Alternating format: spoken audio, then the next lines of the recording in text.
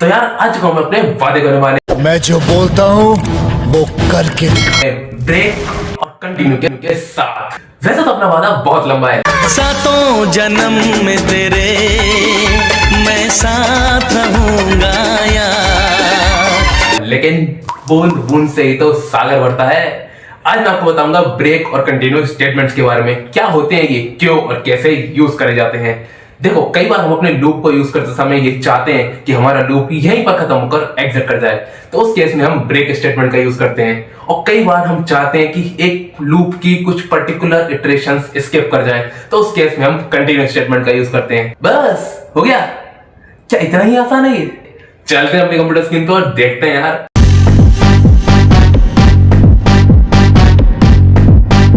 तो गाइस, जैसा कि मैंने आपको बताया था कि अगली वीडियो में आपको ब्रेक और कंटिन्यू के बारे में बताऊंगा। तो देखो यार, होता क्या है, जो लूप जो होते हैं वो इटरेशन बाय इटरेशन एग्जीक्यूट होते हैं, मतलब एक एक करके इटरेशन एग्जीक्यूट होती है। पहले पहली इटरेशन एग्जीक्यूट होगी, फिर दूसरी इटरेशन एग्जीक्यूट होगी, फिर तीसरी इटरेशन एग्जीक्यूट होगी, मतलब एक एक करके इटरेशन बाय इटरेशन एग्जीक्यूट होते हैं। अब कई बार हमको क्या चाहिए होता है कि किसी एक पर्टिकुलर इटरेशन पर हम अपने लूप को एग्जिट कराना चाहते हैं, कि एक पर्टिकुलर इटरेशन जैसे ही आए उस इटरेशन पर हमारा जो लूप है वो टर्मिनेट हो जाए और मेरा जो कर्सर है वो लूप बॉडी से बाहर आ जाए। ठीक है। और कई बार हमें क्या चाहिए होता है कि किसी एक पर्टिकुलर इटरेशन पर हमारा जो लूप है वो स्किप हो जाए, मतलब उस पर्टिकुलर इटरेशन पर मेरी लूप बॉडी में जो भी लिखा हुआ है, जो भी कोड लूप बॉडी का लिखा हुआ है वो सारा स्किप हो जाए और अगली इटरेशन से फिर दोबारा वो कंटिन्यू नॉर्मल तरीके से। तो ये सारा काम हम ब्रेक और कंटिन्यू की मदद से करते हैं।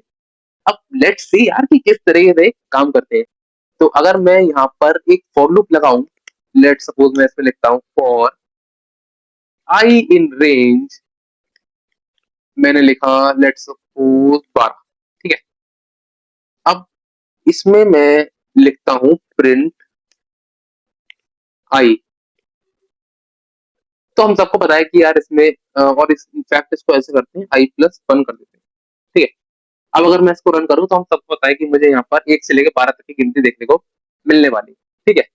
तो यहाँ पर मुझे 1 से लेकर 12 तक की गिनती देखने को मिलेंगी। देखो, आ भी गई 1 से लेके 12 तक की गिनती। ये आ गई 1 से लेके 12 तक की गिनती। अब अगर मैं चाहता हूं कि यार मुझे केवल ये 10 तक का देखने को मिले, ये 11 और 12 मुझे नहीं चाहिए, तो मैं यहाँ पर एक ब्रेक स्टेटमेंट लगाकर उसको 10 तक रोक सकता हूँ। अब आप कहोगे यार, मतलब ब्रेक स्टेटमेंट लगाने की क्या जरूरत है, ये काम तो हम यहाँ पर रेंज में 12 की जगह 10 दे दो वो भी हो जाएगा। तो बिल्कुल सही बात है यार, यहाँ पर हो जाएगा। यहाँ पर हमको पता है कि इटरेशन हमारी 12 चल रही है, हम इसको 10 कर देंगे तो हमारा काम हो जाएगा। कई बार क्या होता है कि हमें नहीं पता होता कि कितनी इटरेशन हमें चलानी है, कुछ कंडीशन के हिसाब से हम ब्रेक करना चाहते हैं, तो वहां ब्रेक ही यूज होगा और वहां पर ब्रेक स्टेटमेंट का आपको समझ में आएगा कि ब्रेक स्टेटमेंट क्यों जरूरी है। वहां पर वीडियो के आखिर में चलते चलते मैं आपको एक एग्जाम्पल भी दूंगा ऐसा, जिसको देखकर आपको समझ में आ जाएगा कि यार यहाँ पर तो हाँ, ब्रेक स्टेटमेंट ही यूज होगा और कुछ हो ही नहीं सकता। ठीक है। तो अभी के लिए तो ब्रेक स्टेटमेंट लगाना सीखो यार, किस तरीके से ब्रेक स्टेटमेंट लगाते हैं। अब जैसा कि मैंने कहा कि मुझे यहाँ पर 10 तक चाहिए, तो मैं इसमें करता हूँ for sorry if I equal equal 9, मैंने एक कंडीशन लगाई और मैं इसमें कर दिया ब्रेक। अब मैं इसको रन करूं तो देखो ये आ रहा है, 10 तक का आ रहा है। ठीक है। अब मैंने यहाँ पर 9 क्यों लिखा, 10 क्यों नहीं लिखा? 10 मैंने यहाँ पर इसलिए नहीं लिखा क्योंकि देखो, आई इन रेंज हमको पता है 0 से लेकर 11 तक आता है, 0 से लेकर 11 तक आता है, n-1 तक आता है। ठीक है। पर मैं प्रिंट करा रहा हूँ आई प्लस 1। पहला जब शुरुआत हुई तब आई की वैल्यू है 0, मैंने प्रिंट कराया 1। इसको मैं करता हूँ ऊपर थोड़ा सा, तो ये पहले आई की वैल्यू थी 0, मैंने प्रिंट कराई आई प्लस 1 मतलब 1। ठीक है। फिर आई की वैल्यू बढ़कर हुई 1, मैंने प्रिंट कराया 1 प्लस 1 2। आई की वैल्यू हुई 2, मैंने प्रिंट कराई 2 प्लस 1 3। और जैसे ही आई की वैल्यू 9 हुई, मैंने प्रिंट कराया 9 प्लस 1 10। ठीक है। तो ये बात तो मानते हो कि यहाँ पर अगर 10 प्रिंट हो रहा है, ये वाला अगर 10 प्रिंट हो रहा है तो इसका मतलब आई की वैल्यू 9 है, तो इसलिए मैंने यहाँ पर 9 से चेक कराया।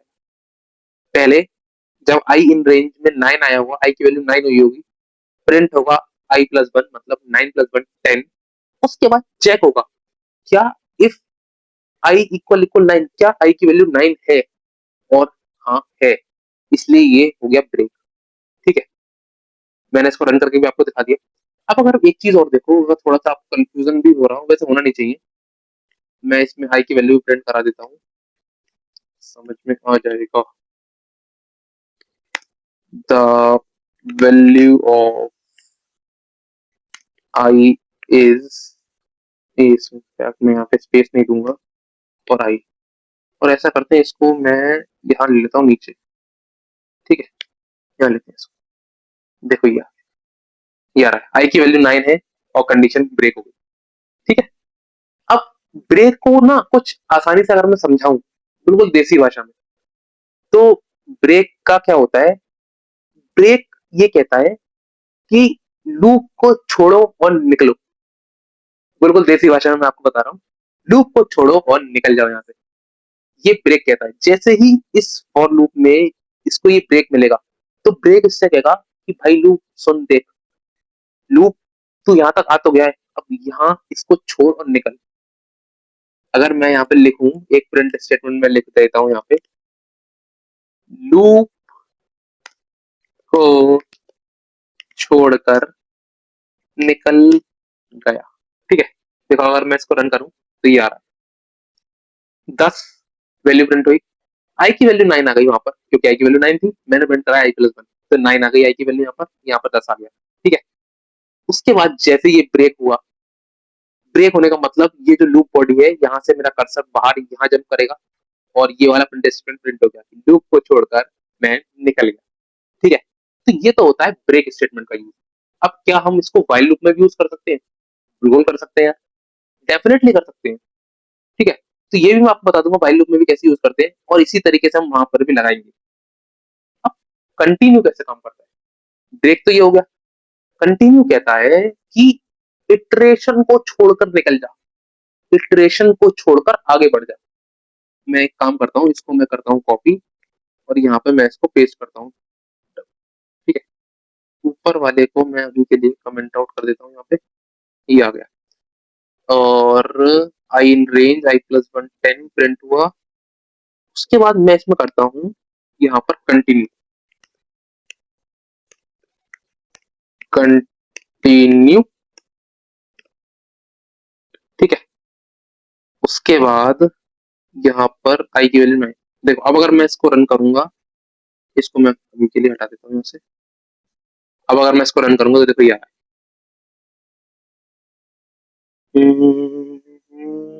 ये कंटिन्यू आई की वैल्यू 9, ये स्किप नहीं हुआ, क्यों नहीं हुआ? 9+1 10, आई की वैल्यू 9 हुई, आई की वैल्यू 9 प्रिंट कंटिन्यू हुआ। अरे हाँ ठीक है, इसको मुझे यहाँ पर नहीं लगाना चाहिए, इसको मुझे यहाँ पर लगाना होगा। मैं इसको यहाँ से हटाऊंगा और मैं इसको यहाँ पर लगाऊंगा। ठीक है, देखो अब ये काम करेगा। अभी मैं बताऊंगा ये पिछली बार काम क्यों नहीं करा था। मैं इसको भी यहाँ से हटा देता हूँ, और इनफैक्ट हटाने की वजह मैं इसको यहाँ लिखता हूँ, थोड़ा सा प्रोफेशनल लिख के, स्किप्ड द इटरेशन। मैंने इसको किया ऐसे। ठीक है, अब देखो मैं इसको रन करूंगा तो यहाँ पर मुझे ये देखो 10 प्रिंट यहाँ पर नहीं हुआ। क्यों नहीं हुआ वो बताता हूँ आपको, और पिछली बार क्यों नहीं चला था वो भी बताता हूँ।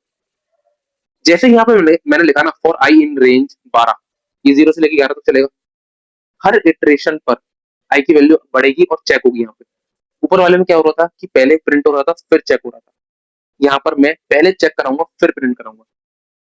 क्या 0 इक्वल इक्वल 9? नहीं होगा, तो i+1 मतलब 0+1 1 प्रिंट हो जाएगा। मैं इसको करा ऊपर और इसको करा ऐसे। ठीक है, i+1 1 प्रिंट हो गया, आई की वैल्यू 1 हुई, मैंने प्रिंट कराया 2 3 4 5 6 7 8 9, यहाँ पर 9 प्रिंट हो रहा है, तो मतलब आई की वैल्यू 8 है, जाहिर सी बात है। ठीक है, क्योंकि मैं i+1 प्रिंट करा रहा हूँ। आई की वैल्यू जैसे ही 8 है ये प्रिंट हो गया। अब जैसे ही आई की वैल्यू बढ़ के 9 हुई, ये चेक करा रहा है क्या आई इक्वल इक्वल 9? हाँ, आई की वैल्यू 9 हो चुकी है, तो यहाँ प्रिंट हुआ स्किप द इटरेशन। अगर मैं इसको नहीं लिखूं तो भी कोई बात नहीं। फिर आया कंटिन्यू। अब कंटिन्यू इससे कह रहा है कि यार तू इस इटरेशन को ना छोड़ दे, स्किप कर दे, अगले इटरेशन पे इसको छोड़ दे। तो जैसे ही इसको कंटिन्यू मिला, ये वाला जो ब्लॉक था जो ये कोड लिखा था, और इसके नीचे अगर कुछ और भी लिखा होता ना, मैं अगर इसको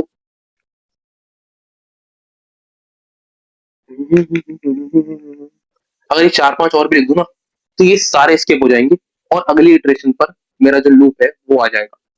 और ये प्रिंट स्टेटमेंट एग्जीक्यूट इसलिए हुआ क्योंकि ये कंटिन्यू के ऊपर लिखा था, और पिछली बार इसलिए नहीं हुआ था सारा काम क्योंकि कंटिन्यू के ऊपर सारा कुछ लिखा था।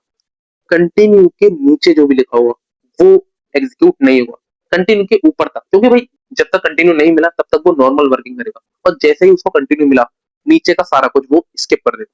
ठीक है, यही यहाँ पर हो रहा है। देखो अगर मैं इसको रन भी करूँ, ये देखो यहाँ 4-5 बार मैंने लगा दिए प्रिंट स्टेटमेंट, ये 9 तक तो आया, 10 का एक भी नहीं आया, मतलब ये एक भी प्रिंट स्टेटमेंट वहां पर एग्जीक्यूट नहीं होगा क्योंकि भाई कंटिन्यू आ चुका है, वो कह रहा है स्किप करो इटरेशन। आई थिंक आपको ये समझ में आया होगा। ठीक है, तो ये तो हो गया। अब इसको मैं अभी के लिए करता हूँ कमेंट आउट। अब अगर आपको ध्यान हो तो मैंने आपसे एक सवाल पूछा था पिछली वीडियो में, how to emulate a do while loop in Python, और मैंने आपको बताया था कि अगली वीडियो में आपको इसका सॉल्यूशन बताऊंगा। तो यार चलते हैं इसके सॉल्यूशन की। मैंने यहाँ पे लिखा हुआ भी है कि emulating a do while loop in Python. अब डू व्हाइल लूप को एम्यूलेट करने के लिए हम यूज करेंगे इनफाइनाइट व्हाइल लूप का। ठीक है, तो देखो यार यहाँ पे मैं यहाँ लिखूंगा व्हाइल ट्रू।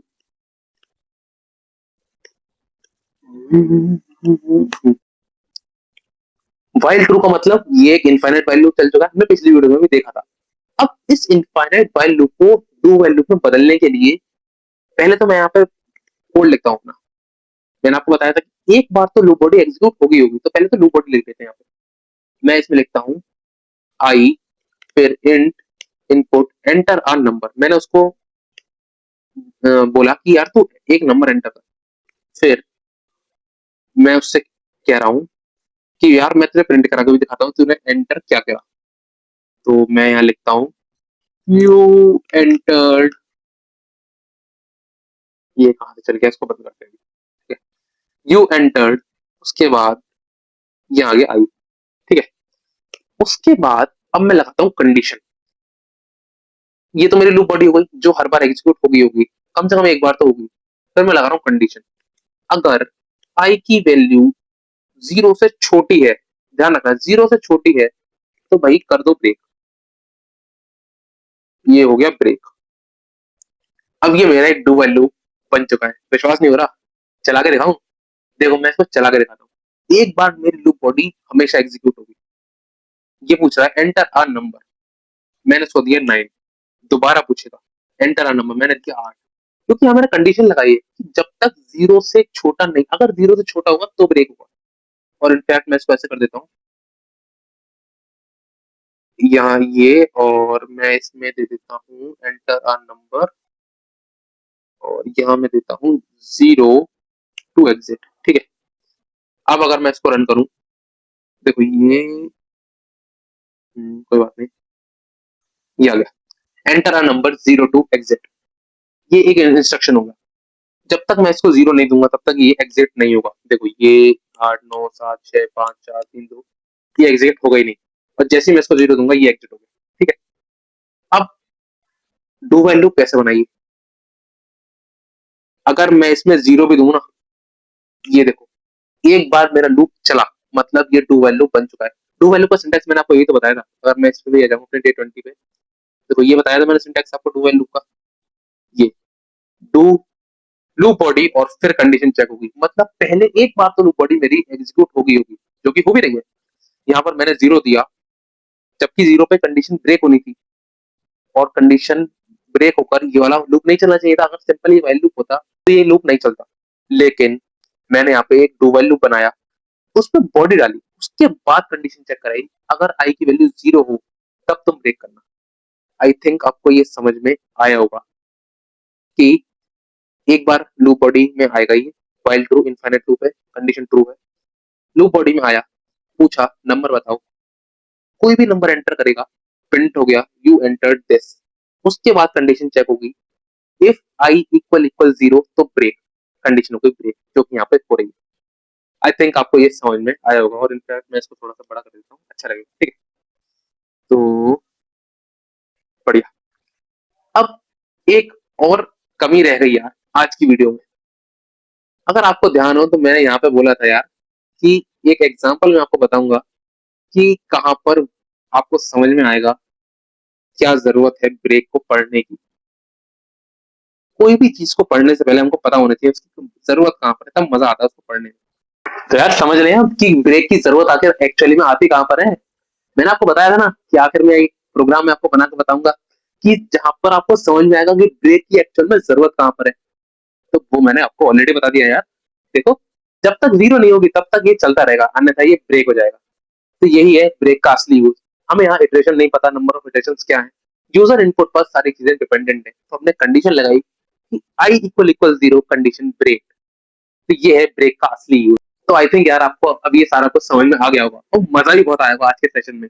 ब्रेक और कंटिन्यू का मतलब समझ में आया होगा, कैसे यूज करते हैं, कहाँ यूज करते हैं, क्यों यूज करते हैं, और डू व्हाइल लूप एमुलेट करना भी आ गया होगा इनफाइनाइट व्हाइल लूप की मदद से और ब्रेक की सहायता से। ठीक है, तो आज के लिए तो यार इतना ही। अभी तक अगर आपने प्लेलिस्ट को एक्सेस नहीं करा है तो इसको एक्सेस करो और यहाँ करके इसको बुकमार्क कर लो जैसे मैंने कर रखा है। मिलता हूँ आपसे अगली वीडियो में, तब तक के लिए thank you guys for watching this video and I will see you next time.